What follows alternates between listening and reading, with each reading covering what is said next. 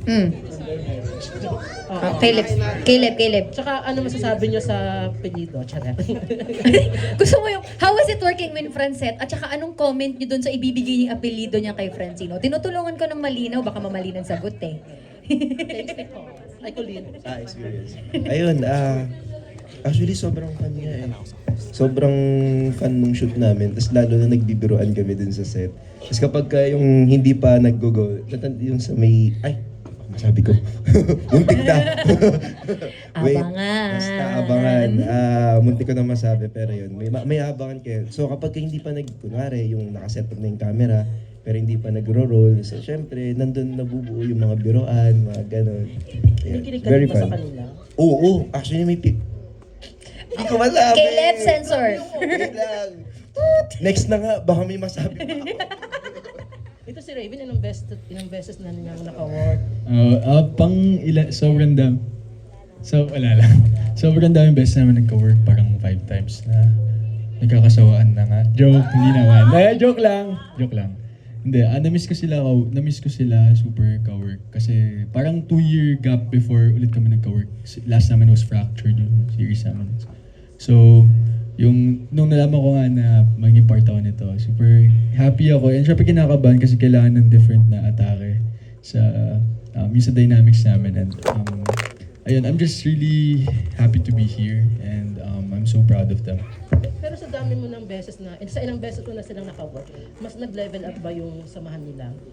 Oo naman po, throughout the years, especially I think naging closest kami 2023. Ganun. Super naghahang kami. Though, yun, I think we need to, we need more time kasi hindi kami nakakahangout recently, hindi ko alam. Pero kasi busy lang din sila and busy lang. busy. Pero, yun, busy silang dalawa.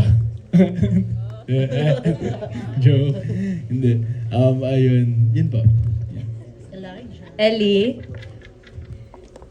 Ayun po. paano kinikilig si Ano ba? Kanina pa ako kinikilig dito. Hindi, experience working with Franceth.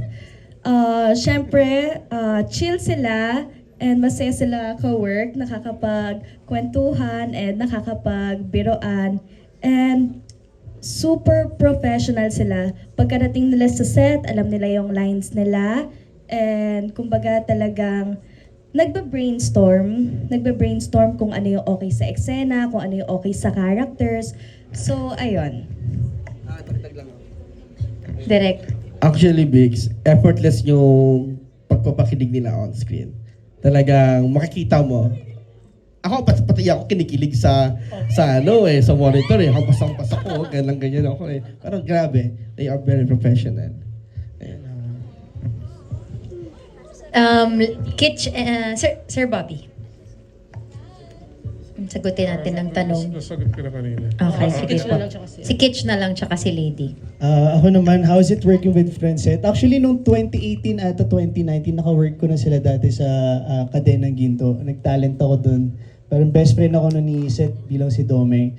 Alam mo, nakakatuwa na makikita mo yung mga actors na mag-grow na until now, hindi pa rin talaga nagbabago yung humility nila with other people. Siguro kung may nagbago man yung maturity nila as an actor, yung choices nila. And at the same time, nung nandun kami sa set, talagang makikita mo na chine-check nila yung energy ng bawat isa eh. Kasi di ba may ibang mga artista pagdating doon, mararamdaman mo yung diva energy. Pero doon, minimake sure nila na yung buong energy ng lahat masaya. At the same time, magiging collaborative. And ayun, I hope mas marami pang beses makawork ko tong dalawang to. Lady? Ako naman po, sobrang namangha talaga ako kasi first time ko mag-shoot ng movie or teleserye, wala akong experience. Tapos nakita ko si Francine and Seth, simula umaga hanggang gabi, hindi sila tumitigil sa eksena. So nagulat ako na ganito pala sila kasipag at ganito pala paguran talaga pag nag-shoot. And also si Seth, siya kasi yung unang naka-eksena ko. Sobrang in-admire ko siya dun sa, hindi siya nag-iinarte. Kasi merong eksena na parang injured siya eh. I mean in real life, injured siya. Tapos pinatakbo-takbo siya ilang take, tapos di siya nagre-reklamo, tumatawa pa siya. Sabi ko, hala, sikat na to pero ganito pa rin, parang humble, sobrang humble. Tsaka kapag yung sa eksena ko with Seth, talagang nakaalalay siya na parang dahil baguhan nga ako, parang hine-help niya rin ako kung paano mas mapaganda yung eksena. Kaya yun, ina-admire ko silang dalawa. Oh, yes. Thank you. And thank you kina Mr. and Mrs. Fedelio. Grabe ka talaga, Bix. Okay, dahil dyan, singit muna ng, bago kay Archie, si Tito Mel muna. Hello. May question daw si Tito Mel. Merong phone-in question. Hello, Seth. Ang nabalitaan ko sa isang production staff, during your shooting daw, sa kakadikit at kakasunod mo kay Francine, natapilo ka. Or natapilo ka or na-aksidente ka. Dahilan para mapunta ka sa ER? Tito Mel, alam mo, totoo yan. Kasi, May question. eto nga, kasi nga, syempre kami magkakasama sa eksena. Medyo madikit kasi yung yung iba dyan. Syempre kasi, sa sand ata yun, no?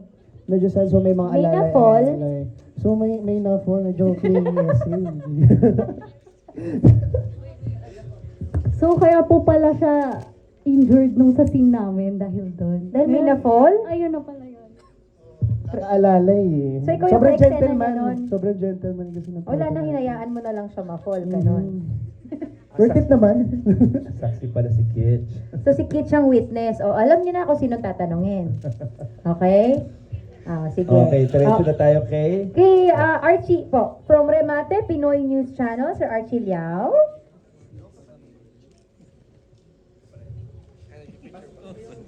Ay, pasok po kayo, wag po kayong mahiya. Dito niyo po Ang i-stand ating yan. TV5 press ay dumating Ayan, mga sa kapatid. habol.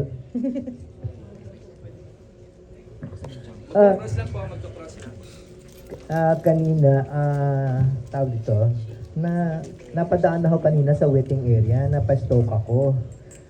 May nakita akong eksena ng hugging at saka yung holding hands. Kasi kung iisipin ko, galawang magjowa ito kasi kinilig ako eh. Ano na ba yung status ng relationship nyo? Franzet. Grabe po yung mga kaibigan natin po sa media talagang mangbiga. Pero wala po tayong choice dahil ito po ay MediaCon. Kaya po ba? Ano status na? Status. Facebook status ba ito? Nililigawan mo na ba si Franzet? Straightforward. How will you find ligaw? Kayo, di ba? Paano po ba natin i-define yung ligaw na courting to be couple? Or ligaw to gain her trust? Oy, may Muna. ganun. So, kasi po, ako po yung tipo na, ako po yung lalaki na